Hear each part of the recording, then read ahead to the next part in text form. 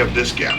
And so what I'm looking for is in the first 10 bars, or excuse me, the first 10 minutes, which is 2 bars on the 5-minute chart, I am looking for a breach of the high. In the case of something that gapped down, I'm looking for a breach of the high.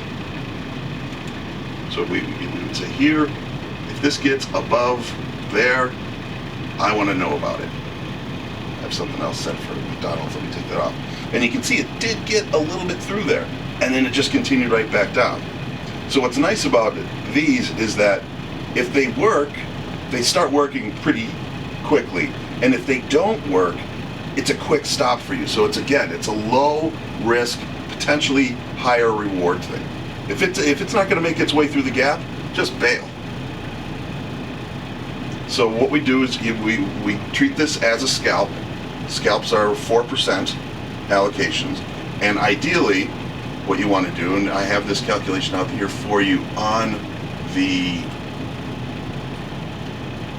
tracker. What you can do is ideally, and I would like to say the management is going to be kind of twofold.